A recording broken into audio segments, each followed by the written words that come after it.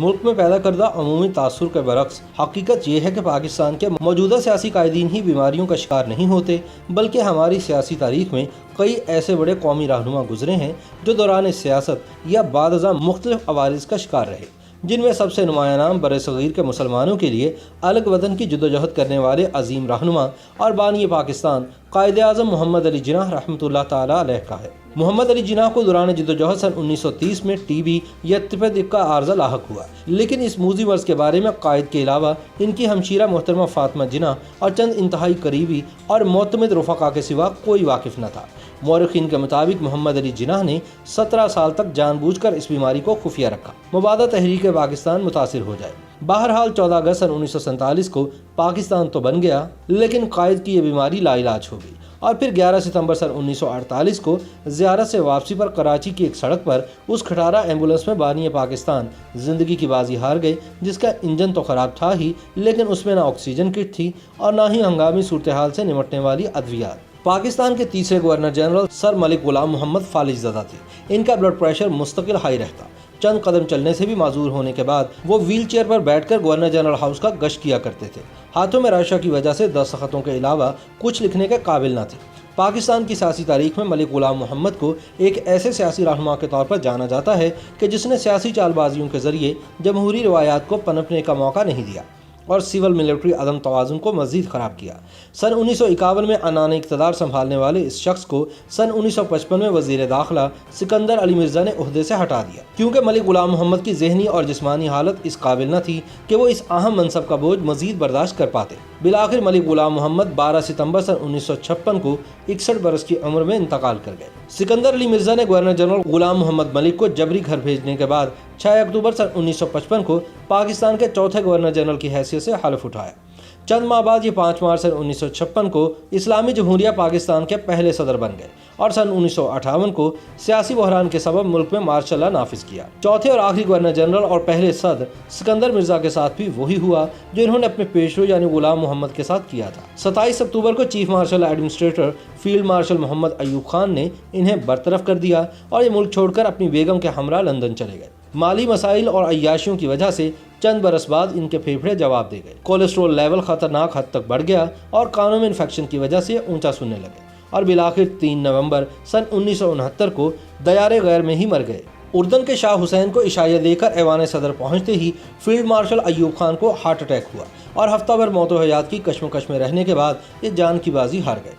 کہا جاتا ہے کہ سابق فیلڈ مارشل بہت زیادہ مسکن دواؤں کے استعمال کی وجہ سے ایک عرصے تک سستی اور غنودگی کی کیفیت میں رہے۔ اسی طرح پاکستان کے تیسرے صدر اور army chief general Agha Muhammad Yahya Khan اپنے عہد حکومت میں ہر وقت شراب اور شباب میں غرق رہنے کے باعث بلڈ پریشر اور دل کے مریض بن چکے تھے۔ سقوط ڈھاکہ کے بعد طویل نظر بندی نے ان کی صحت کو مزید متاثر کیا۔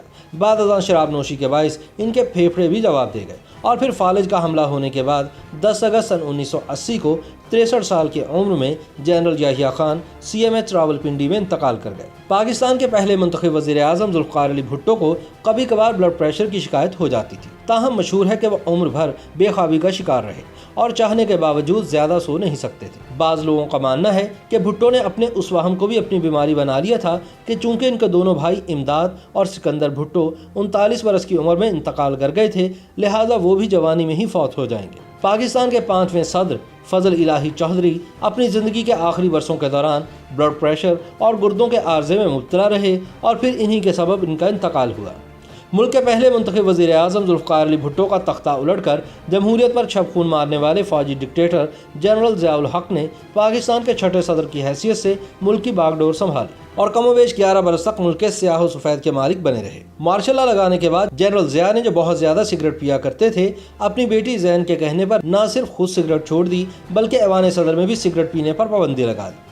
ایک گلاس دودھ اور ایک سلائس سے ناشتہ کرنے والے اور آلو گوشت کے شوقین جنرل ضیاء الحق کو کبھی کبھار السر کی شکایت ہو جاتی تھی۔ ضیاء الحق کو فٹ راٹ بھی تھا، جس کی وجہ سے ان کے پاؤں کی انگلیوں کے درمیان کی جلد گل سڑ جاتی تھی، لہٰذا وہ سپہر کے بعد ربڑ کی چپل پہنتے اور اگر کوئی اہم ملاقات ہوتی تو کوہاٹی چپل پہن لیتے۔ کم کھانے اور کم سونے والے صدر غلام اسحاق خان ویسے تو ملٹائی وائٹامن کی گولیاں باقاعدگی سے لیتے تھے، مگر نواز شریف کے ساتھ اقتدار کی رسہ کشی کے دوران ایسا وقت بھی آیا کہ جب ان کو شیزوفرینیا ہو گیا، بعض اوقات ان کے منہ سے جھاگ بھی نکلتی تھی۔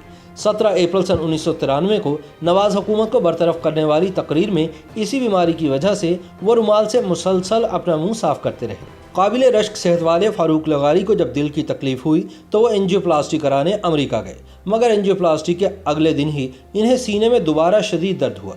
दोबारा अस्पताल से राब्ता किया गया तो डॉक्टरों ने इसे मामूल का दर्द करार दिया, लेकिन 1 घंटे बाद मुसलसल बढ़ते दर्द के साथ जब इन्हें पसीने भी आना शुरू हो गए तो फौरी तौर पर इन्हें अमेरिका के दूसरे अस्पताल मुंतकिल किया गया, जहां जाकर पता चला कि न सिर्फ इनके दिल की बड़ी शरेयान बंद है बल्कि दिल भी सिर्फ 20% काम कर रहा है। हंगामी तौर पर बाईपास हुआ मगर सूरत हाल संभल न सकी। बात करते हुए भी इनकी सांस फूल जाती थी। आखिरी दिनों में CMH रावलपिंडी में जेर इलाज फारूक खान लगारी को हार्ट ट्रांसप्लांट के लिए जर्मनी ले जाया जाना था, मगर जिंदगी ने इन्हें मोहलत ना दी। मशरकी पाकिस्तान से ताल्लुक़ रखने वाले ख्वाजा नाज़िमुद्दीन पाकिस्तान के दूसरे गवर्नर जनरल थे। लियाकत अली खान की वफात के बाद इन्होंने पाकिस्तान के दूसरे वज़ीर आज़म के तौर पर भी खिदमत अंजाम दी। कहा जाता है कि ख्वाजा साहब को खाने पर बिल्कुल कंट्रोल नहीं था, अक्सर ज़्यादा खा लेते और फिर हाजमे की गोलियां खाना पड़ती। मशरकी पाकिस्तान से ताल्लुक़ रखने वाले पाकिस्तान के तीसरे वज़ीर आज़म मोहम्मद अली बोगरा के बाजुओं और टांगों में अक्सर दर्द रहता था।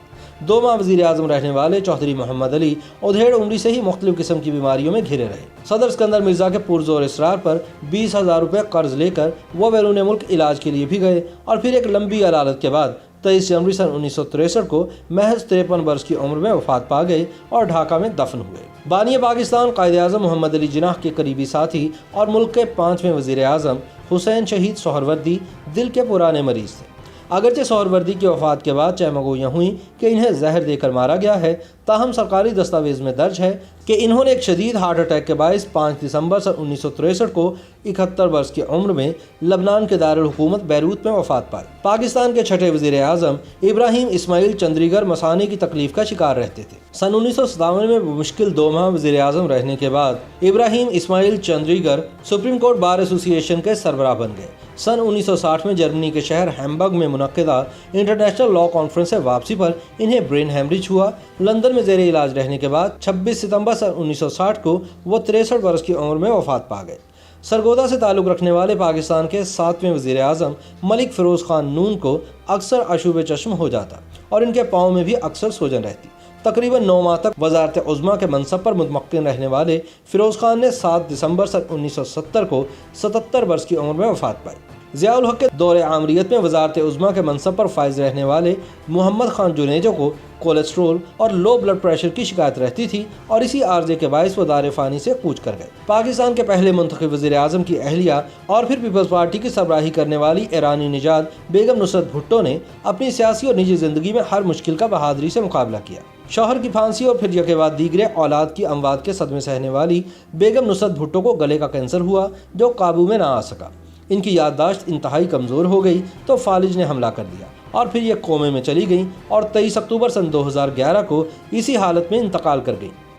YouTube पर गूगली न्यूज देखने के लिए youtube.com की सर्च बार में गूगली न्यूज TV टाइप करें। गूगली न्यूज के पेज पर सुर्ख रंग के सब्सक्रिप्शन वाले बटन पर क्लिक करना ना भूलिए। YouTube पेज पर अपलोड होने वाली वीडियोस से बाखबर रहने के लिए बेल आइकन पर क्लिक कीजिए। आपको हर नई वीडियो के बारे में नोटिफिकेशन मौसूल हो जाएगा।